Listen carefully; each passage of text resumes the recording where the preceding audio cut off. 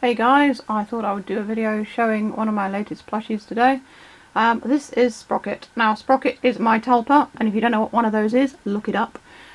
So basically this is his reference sheet you see beside the plush here. That is the first picture I ever drew of him, and that is what I used as the reference for the plush. Now the reason that this plush was a challenge was because, for one thing, I've never done a mohawk before on a plush, and for another thing, his face shape is, let's just face it, a bit weird.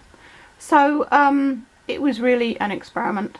He is made from Minky, which I got from Stoffhummel in Germany, which is a great place to get Minky if you live in Europe, or indeed in the UK, because Minky is fairly easy to get in America, but not so easy for us guys over here. So Stoffhummel is a great place. They sell amazing, like loads of amazing Minky, different colours, and even ones with like sparkles and stuff in it. It's incredible. So basically I based his design, his pattern design for the plush off Rayvaris, which means the body shape is similar.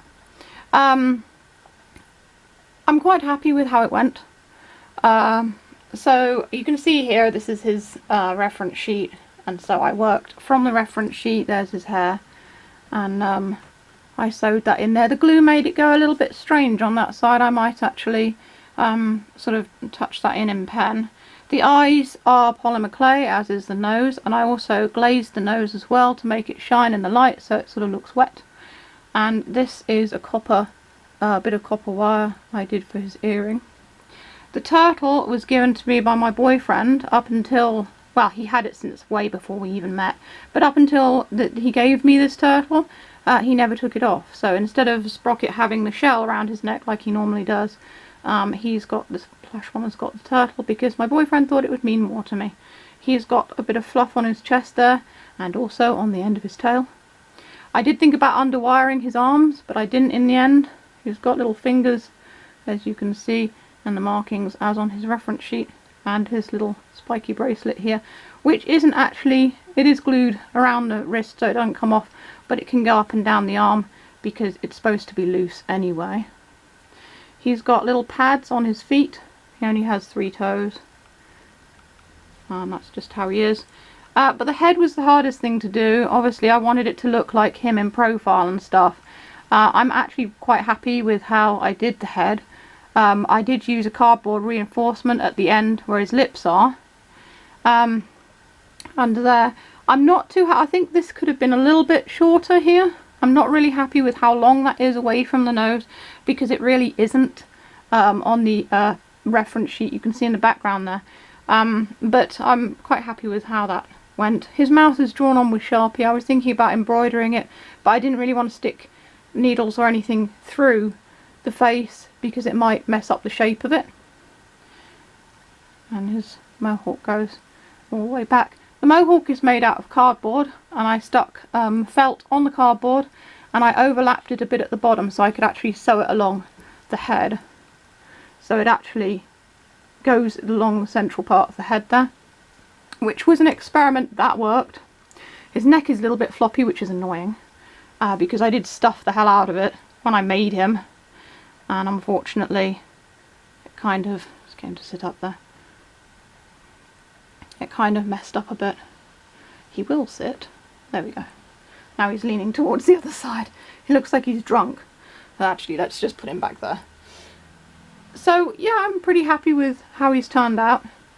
I stuck this on with super glue. I use a lot of super glue as well, because I could just stitch it on, but then you've got stitches showing and it kind of looks a bit better if it's just stuck on. So far, the things that I've stuck to plushies and stuff haven't actually come off, which is good. The eyes and the nose, in fact, have got a metal loop in the back that I put in the back of them before I bake them, because with polymer clay it's kind of like plasticine. You bake it so it becomes hard, and when I say hard, I mean it's even hard to cut it with a knife once it's actually cooked.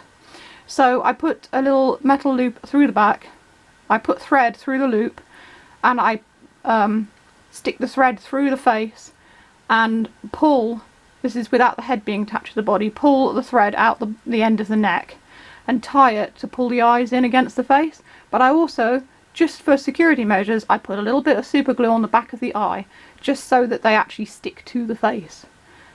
because over time things, stuffing and everything can become loose, and then the eyes are probably flopping about everywhere. So I do put the glue on there just to hold it in place a little bit better than just stitching it in. But the eyes and nose are all stitched in and not stuck on, because polymer clay is a sort of a heavy material, so that if I just stuck them on they may fall off because of the weight behind it. Whereas if I just stick material on stuff, then it just stays on because there's nothing really pulling it offwards. Is offwards a word? Probably not. So I just wanted to share the plush that I've made of Sprocket. I wasn't going to make one actually, but I decided, you know what, I will. I'll base it on a plush body that I already have, and I will try to make the face, and I think that it turned out pretty well. He's one of a kind. He's not going to be made again, because I just don't really want to. He's special to me, so I don't really want to do another one of these, so he's not for sale. But he was an interesting experiment. With every plush that artists make, they grow and learn new techniques and figure out what works and what doesn't. So I think that in this case it worked. So if you want to see more art videos of my plushies, there are some coming up in the boxes below. As always, feel free to check out my Etsy and New Monday stores. If you do want a custom plush of your character or anything else, I can make it. Just check out my prices and stuff. My commission prices are all on my website as well. The links are all in the description. Everything you need is there. Or you can buy me a coffee on Ko-fi if you want to give me a tip. It all helps. So that's all for this time. Stay safe, stay healthy, and keep being awesome. This is Silver signing off.